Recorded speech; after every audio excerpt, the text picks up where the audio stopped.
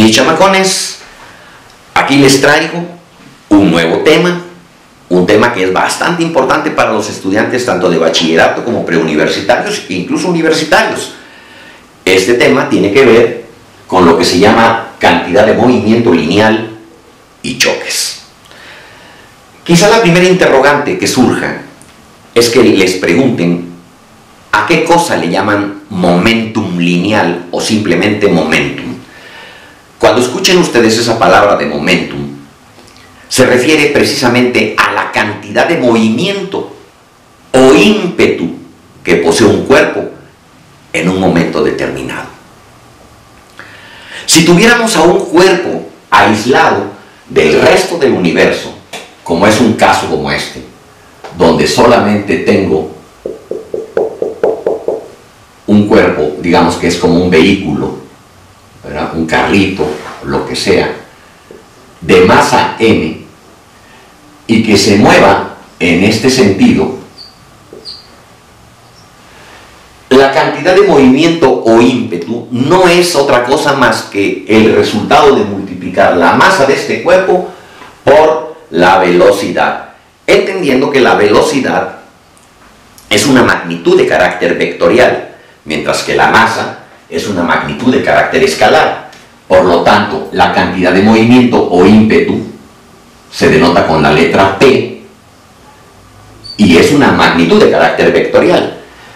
Esto es exactamente igual a la masa por la velocidad que posee este vehículo en un momento determinado o en un punto. Pero ¿qué pasa si ese cuerpo no estuviera aislado del resto del universo? Me refiero a que existiera un segundo cuerpo que de alguna manera interactuara con el primero.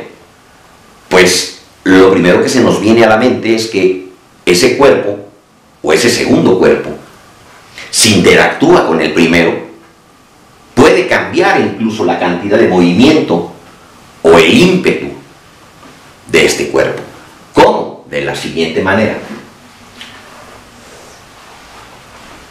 Veamos. Aquí voy a dibujar nuevamente mi carrito que anteriormente estaba aislado y que se movía para acá con una velocidad v1. Al interactuar un segundo cuerpo con este cuerpo, lo impacta con una fuerza F, ¿verdad? Provocando un cambio en la cantidad de movimiento de este cuerpo. Este cuerpo tenía una cantidad de movimiento lineal igual a la masa por la velocidad 1. Al ser golpeado, cambia la cantidad de movimiento, momentum o ímpetu de este cuerpo a una cierta velocidad v2, donde mi momentum ahora, o mi cantidad de movimiento, es simplemente la misma masa, que no ha cambiado, pero por esta velocidad. De modo que existe un cambio en la cantidad de movimiento, y entonces, ¿cuál es ese cambio que existe en esta cantidad de movimiento? Bueno, tenemos que delta de P no es otra cosa más que el momentum final menos el momentum inicial. Pero a esta cosa es precisamente a lo que se le conoce con el nombre de impulso.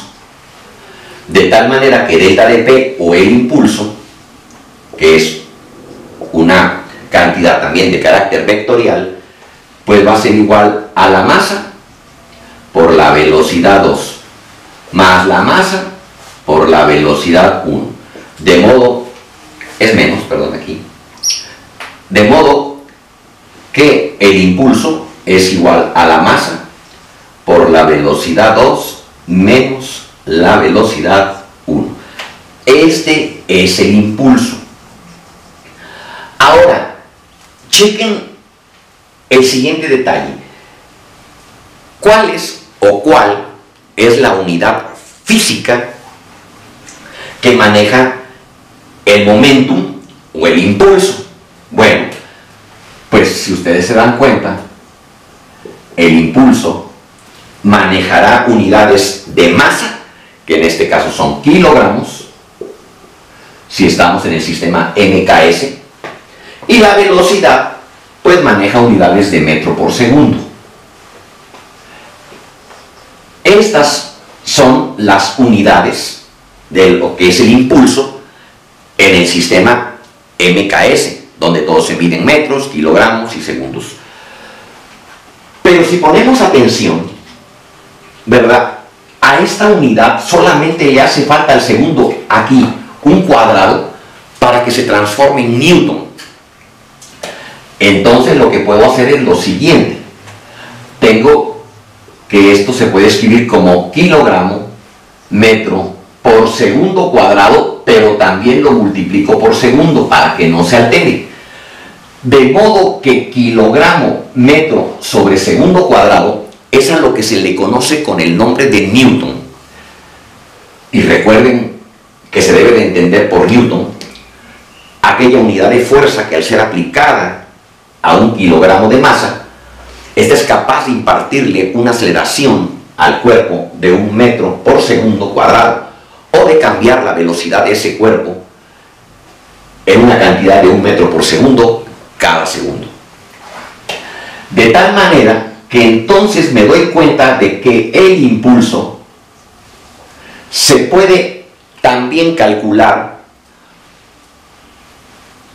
con la siguiente fórmula: fuerza, porque maneja unidades de fuerza, por unidades de tiempo. Aquí tienen ustedes lo que se conoce como impulso. Pero ¿qué sucede cuando tenemos dos cuerpos, ¿verdad?, aislados, si ustedes quieren, del resto del universo, pero solamente dos cuerpos, el cual va a interactuar uno con respecto del otro de la siguiente manera? Esta es una línea recta, es un camino o una pista, y aquí digamos que yo tengo un cuerpo de masa 1 que se mueve en esta dirección con esta velocidad. Pero también tenemos otro cuerpo de masa M2 que se mueve en la misma dirección pero con sentido contrario, y a esta le vamos a llamar la velocidad 2. ¿Qué análisis puedo hacer de este cuerpo o de este fenómeno? El análisis que puedo hacer es el siguiente. Voy a borrar parte de este análisis que ya no lo necesito. Cualquier duda pueden ustedes regresar el video y copiarlo en su cuaderno. El análisis que puedo hacer de este fenómeno físico, que es un choque, ¿verdad?, es el siguiente. Existe una cantidad de movimiento total antes del choque, ¿verdad? Una cantidad de movimiento total antes del choque, al cual yo le voy a llamar P1, ¿verdad? Y que no es otra cosa más que la masa 1 de este cuerpo por su velocidad más la masa 2 por su velocidad. Algo que les debe de quedar muy claro a todos es que cuando estos cuerpos chocan, el cuerpo M1 o de masa M1 interactúa con el cuerpo de masa M2, y a su vez el cuerpo de masa M2 interactúa con el cuerpo de masa M1, de modo que si hacemos uso de lo que es la tercera ley de Newton, porque esto es una consecuencia de la tercera ley de Newton, lo que vamos a tener precisamente es que la fuerza con que el cuerpo 1 interactúa con 2 tiene que ser exactamente igual a menos la fuerza con que el cuerpo 2 interactúa con el cuerpo 1. Pero, ¿cómo puedo definir a la fuerza en términos de la cantidad de movimiento? Pues de la siguiente manera. Aquí en este caso, la fuerza 1, 2 no es otra cosa más que la derivada con respecto al tiempo de la masa por la velocidad 1, ¿verdad? Y la fuerza 2, 1 va a ser la derivada con respecto al tiempo de la masa. Esta es la masa 1 y esta va a ser la masa 2 de la velocidad 2 con respecto al tiempo. Aquí tienen la derivada. De tal manera que si esto lo aplico aquí, pues me voy a dar cuenta simplemente de que la derivada con respecto al tiempo de la masa 1 por su velocidad 1 más la derivada con respecto al tiempo de la masa 2 por la velocidad 2, ¿verdad? Eso tiene que ser, perdón, igual aquí y aquí con un signo menos, ¿verdad? Estoy aplicando este concepto. Aquí, F1,2 es esto, y esto es igual a menos F2,1, que es precisamente esto que está aquí. De tal manera que esto lo puedo escribir de la siguiente manera. Derivada con respecto al tiempo de M1, B1, más derivada con respecto al tiempo de M2 por B2. Y esto tiene que ser igual a 0, ya que esto pasó al primer miembro y de este lado quedó 0. Y esto lo puedo escribir de la siguiente manera. Derivada con respecto al tiempo de M1 por velocidad 1 más M2 por velocidad 2 igual a 0.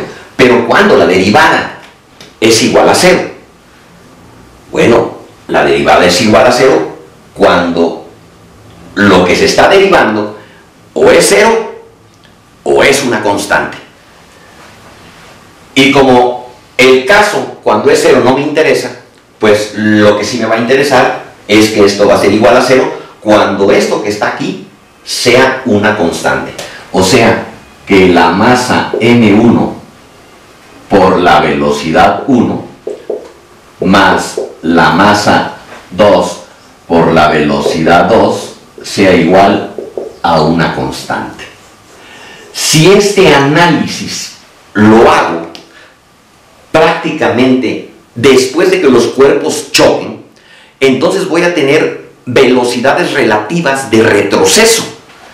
Y al tener velocidades relativas de retroceso, bajo un análisis de esta naturaleza, lo que voy a obtener es una cantidad o una expresión equivalente a esta, pero con velocidades de retroceso. Esto va a ser igual M1 por U1 más M2 por U2, y esto tendrá que ser igual a una constante. Pero sabemos que la cantidad de movimiento o de momentum o de ímpetu antes del choque es igual a la cantidad de movimiento, ímpetu después del choque. ¿Qué es lo que yo quiero decir con esto? Pues lo que yo quiero decir con esto es lo siguiente. Vamos a borrar este dibujito que ya no lo necesito. Lo que les estoy tratando de decir es que la cantidad de movimiento total antes del choque es igual a la cantidad de movimiento total después del choque. Esto es, la masa 1 por la velocidad 1 más la masa 2 por la velocidad 2 tiene que ser igual a la masa 1 por U1 más la masa 2 por U2. Si el movimiento es en una dimensión, yo puedo obviar o puedo prescindir de la notación vectorial.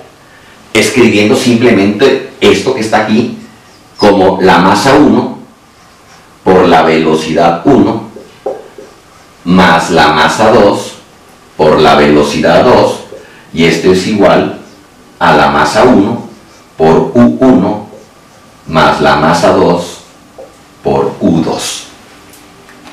De modo que ahora todo lo que tenga masa 1 lo voy a pasar al primer miembro, y lo que tenga masa 2 lo voy a pasar al segundo miembro. Y entonces esta expresión me va a quedar de la siguiente manera: M1 por B1, esto que está como más pasa al primer miembro como menos, tendré M1 por U1. Y del otro lado, o sea en el segundo miembro, voy a tener masa 2 por U2, y esto que está como más pasa al segundo miembro con signo menos, M2 por B2. Y como ustedes se pueden dar cuenta, de aquí hay un término que es común, que es precisamente la masa 1. Del otro lado, o sea en el segundo miembro, hay otro término que es común, que es la masa 2. Entonces, la masa 1 la puedo factorizar quedándome de la siguiente manera: B1 menos U1. De este lado me va a quedar la masa 2 por U2 menos B2. Y este es un término o una expresión que nos va a ser muy útil o de bastante utilidad para continuar con nuestro análisis, puesto que ahora tengo que analizar lo que es o lo que son las energías cinéticas del movimiento antes y después del choque.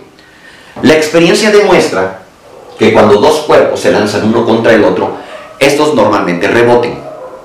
Al rebotar, ¿verdad?, va a suceder lo siguiente.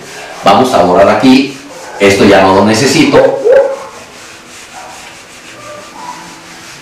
y lo que vamos a tener es lo siguiente. Si el choque es perfectamente elástico, la cantidad de energía cinética antes y después se debe de conservar, debe de ser la misma. Esto es, antes del choque tengo una cantidad de energía cinética que es 1/2 de la masa 1 por la velocidad 1 al cuadrado más 1/2 de la masa 2 por la velocidad 2 al cuadrado, y esto tiene que ser igual a la energía cinética después del impacto. Esto va a ser lo siguiente: 1/2 de la masa 1 por U1 al cuadrado más 1/2 de la masa 2 por U2 al cuadrado, de tal manera que los medios, al factorizarlos o todo dividirlo por 1/2, estos se cancelan. ¿Y qué es lo que nos va a quedar?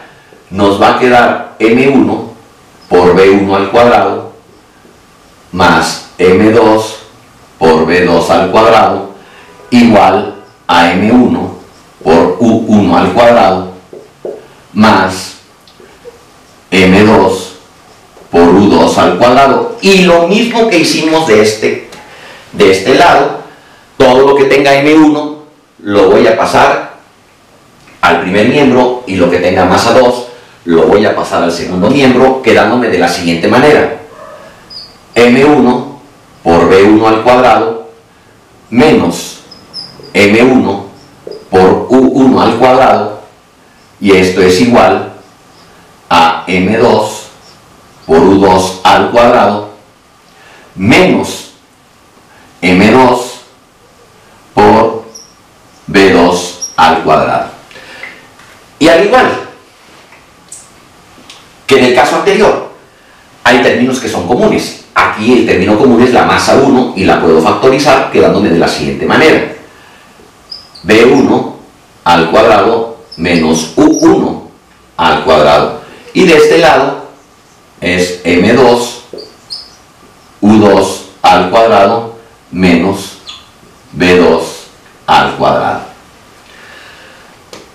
Esta es otra expresión que nos va a ser de gran ayuda para la simplificación de este análisis, puesto que si yo divido miembro a miembro cada uno de estos términos entre estos que están aquí, lo que me va a quedar es lo siguiente: la masa 1 multiplicada por b1 al cuadrado menos u1 al cuadrado, esto entre esta parte que está aquí, m1, queda b1 menos u1, esto tiene que ser igual a la masa 2, u2 al cuadrado menos b2 al cuadrado, entre la masa 2 por u2 menos b2. A esto es a lo que se le llama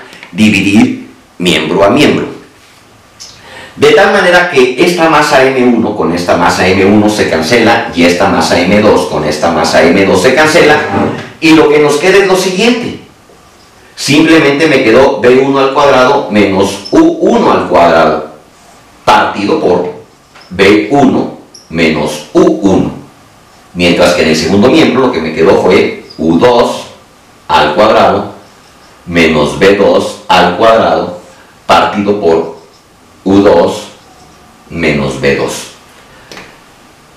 Sin embargo, si continuamos con el análisis, nos vamos a dar cuenta de que estos términos que están en el numerador no es otra cosa más que binomios que están elevados cada uno de los términos al cuadrado, lo cual se pueden escribir como producto de binomios conjugados. ¿Por qué? Porque se trata de diferencias de cuadrados. Si esto es así, entonces el análisis continúa de la siguiente manera.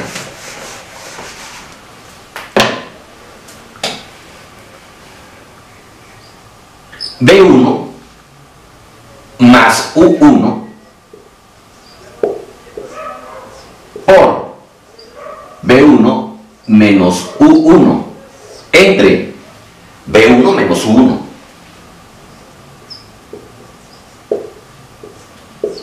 Mientras que en el segundo miembro me va a quedar U2 más B2.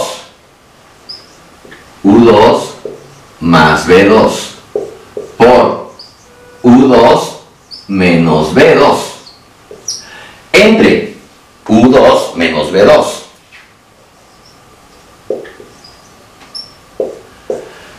Y ahora me doy cuenta de que este término con este término se cancela, y este término con este término también se va a cancelar, y lo único que nos resta es precisamente lo siguiente: B1 más U1 es igual a U2 más B2. Ahora todo lo que tenga B va a pasar al primer miembro, y todo lo que tenga U al segundo miembro, o al revés, no importa dónde pasen cada uno. Aquí me voy a quedar con B1, y este que está como más B2 pasa como menos B2, y aquí tengo U2, y este término más 1 pasa como menos U1. De modo que esto que está aquí, ¿verdad? Esto está multiplicando a un 1.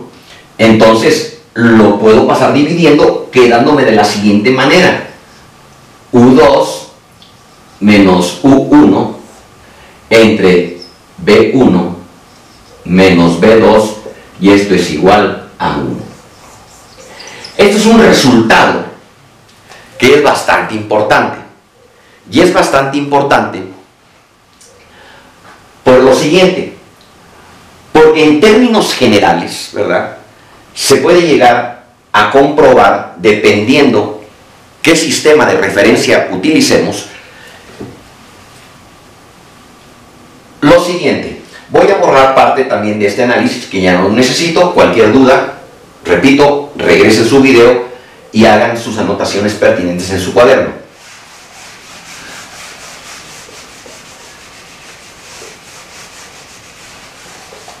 En términos generales, esta expresión U2 menos U1 entre B1 menos B2 se le pone como E, donde E representa lo que se llama el coeficiente restitucional o coeficiente de restitución.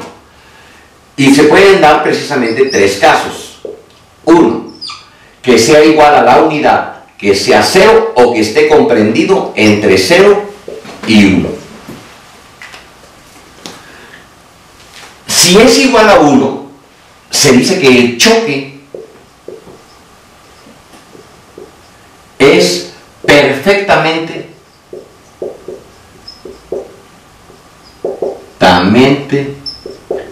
elástico.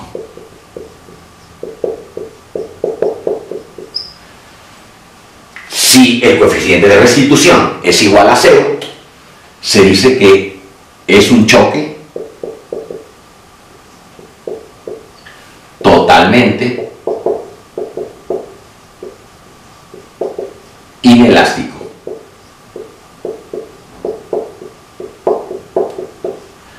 Y si está comprendido entre 0 y 1, simplemente es un choque elástico, pero no perfectamente elástico. Debo de aclarar una cosa. Si ustedes hacen un análisis correcto sobre esto que les acabo de mencionar, se van a dar cuenta que si el choque es perfectamente elástico, la conservación del momentum o de la cantidad de movimiento o del ímpetu antes y después del choque se conserva. Y también se conserva la cantidad de energía cinética antes y después del choque. Sin embargo, si es igual a 0 o está comprendido entre 0 y 1, donde el choque es totalmente inelástico o el choque simplemente es elástico pero no perfecto, se tiene lo siguiente, de que en estos últimos dos casos se conserva la cantidad de movimiento, de momentum o de ímpetu antes y después del choque, pero no la cantidad de energía cinética antes y después. Aquí no se conserva la cantidad de energía de movimiento antes y después del choque.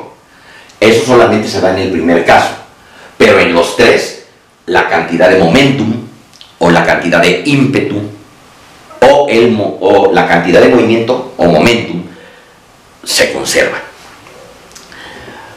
Bajo este análisis, ahora podría obtenerles un par de modelos matemáticos que nos permitan a nosotros calcular las velocidades después del choque, ya sea que los cuerpos se muevan en la misma dirección pero en sentidos contrarios, ¿verdad? O que se muevan en la misma dirección y con el mismo sentido, o que al chocar los cuerpos se queden pegados, o qué sé yo. Para esto vamos a hacer el siguiente análisis. Pongan mucha atención. Continuando con el análisis de lo que es la cantidad de momentum lineal y los choques, habíamos llegado prácticamente a esta expresión, a que U2 menos U1 entre B1 menos B2 esté igual a 1 en el caso de un choque que es perfectamente elástico. Las B1 menos B2 o las B simplemente son las velocidades relativas de aproximación, mientras que las U representan las velocidades relativas de retroceso. Y de aquí me puedo dar el lujo de despejar, por ejemplo, a U2. ¿Cómo? De la siguiente manera. Esto que está dividiendo pasa multiplicando al 1 y esto que está con signo menos pasa con signo más. De modo que U2 me va a quedar como U1 es este término que ya pasó para acá, más, ¿verdad?, B1 menos B2. Así queda prácticamente el despeje de U2. Un cálculo demasiado sencillo que para un universitario no es necesario que se les explique paso a paso. Se sobreentiende. Es un despeje de primaria. Y también, si ustedes regresan a su video o si ven sus notas donde les dije que tomen apunte de lo que estábamos haciendo, se van a dar cuenta que también habíamos llegado a esta expresión, a que la masa 1 estaba multiplicada aquí por B1 menos U1, y esto era igual a la masa 2 por U2 menos B2. Este cálculo lo habíamos obtenido prácticamente cuando hablamos de la cantidad de momentum o el ímpetu antes y después del choque.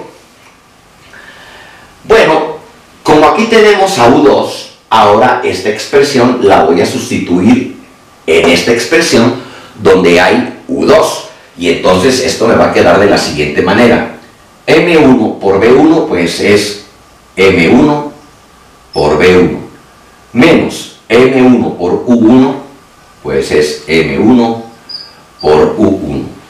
De este lado va a quedar M2 por U2, M2 por U2, pero U2 vale todo esto que está aquí, vale U1 más B1 menos B2, más por menos, ahora es menos, y va a quedar M2 simplemente por B2. Y lo único que tengo que hacer es deshacer el paréntesis multiplicándolo por la masa que lo precede. Y entonces lo que vamos a tener es lo siguiente: M1 por B1 menos la masa 1 por U1, esto es igual a la masa 2 por U1 más la masa 2 por B1 menos la masa 2 por B2 menos la masa 2 por B2. Y veamos si de alguna manera pudiésemos simplificar algo. Como ustedes se pueden dar cuenta, no se puede simplificar más que esta parte que está aquí, ya que este término es igual a este que está acá. Entonces, esto me va a quedar de la siguiente manera: M1 por B1 menos M1 por U1 igual a M2 por U1 más M2 por B1 menos 2 veces M2 por B2. Pero mi objetivo es calcular la velocidad U1, que es la velocidad de retroceso de la bola 1. Entonces, lo que voy a hacer es, este término que está aquí, aquí lo voy a dejar, y es menos M1 por U1.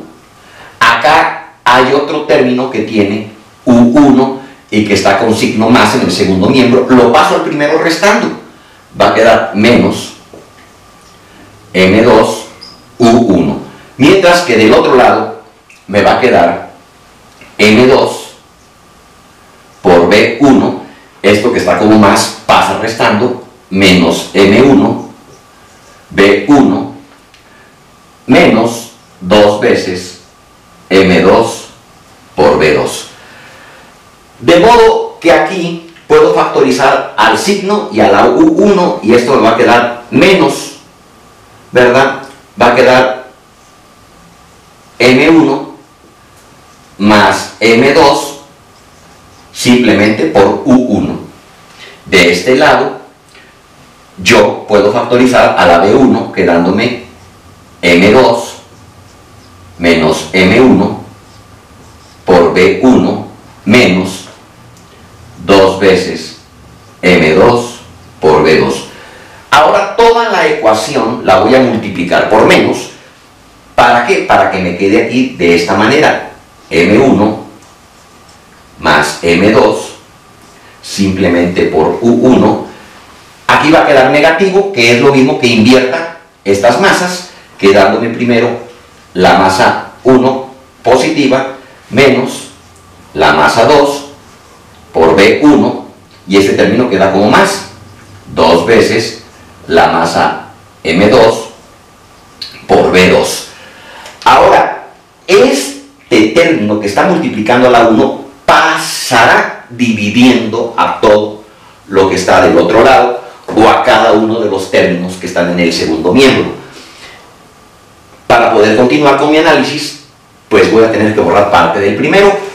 Si ustedes tienen alguna duda, no tienen otra cosa más que regresar su video y hacer sus anotaciones. Entonces, al despejar U1, simplemente me va a quedar M1 menos M2 entre M1 más M2. Y todo esto se está multiplicando por la B1. Más 2 veces M2 entre M1 más M2. Y todo esto se está multiplicando por la B2. Y aquí tienen ustedes una fórmula general para calcular la velocidad de retroceso de la bola 1, ¿verdad? Está en función únicamente de las masas y de las velocidades relativas de aproximación. Si yo continúo con un análisis aquí, yo me preguntaría, bueno, este es el caso general, pero ¿qué sucedería si la masa M1 fuera igual a la masa M2 y en términos generales esto fuera igual a M? Si las masas fueran iguales. Bueno, si las masas fueran iguales, entonces esto me quedaría de la siguiente manera. La velocidad de retroceso de la bola 1 va a ser simplemente M menos M entre M más M. Esto por la velocidad B1 más 2 veces M entre M más M por la velocidad 2. Pero M menos M es 0. Y 0 entre lo que ustedes quieran es 0. Entonces únicamente me va a quedar aquí que la velocidad de retroceso de la bola 1 es 2M entre M más M. Sería 2M. Y esto es B2. Por lo tanto, mi velocidad de retroceso de la bola 1 sería, este término se cancela con este y quedaría B2 simplemente. ¿Qué es lo que me dice o lo que me está indicando este resultado? Pues tan fácil, ¿verdad? Que la bola 1 sale prácticamente disparada hacia atrás con la velocidad que llevaba la bola 2. Únicamente se intercambian las velocidades. Ahora, si yo hiciera este análisis no despejando a la U2, sino despejando a la U1, esto es lo siguiente. Nosotros teníamos U2 menos U1 entre B1 menos B2 igual a 1. Si nosotros, en lugar de despejar a U2, como lo hicimos en el caso anterior, despejáramos a U1, esto me va a quedar de la siguiente manera. U2 menos U1 es igual a B1 menos B2. Menos U1 es igual a B1 menos B2, y esto que está como más pasa como menos U2.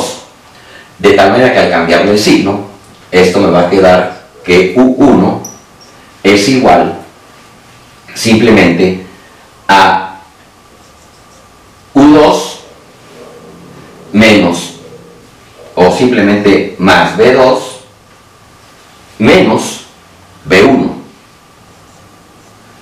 Y si esta expresión la sustituyéramos en la expresión que teníamos anteriormente, que era prácticamente esta, M1 por B1 menos U1 igual a M2 por U2 menos B2, entonces, ¿qué es lo que se va a obtener?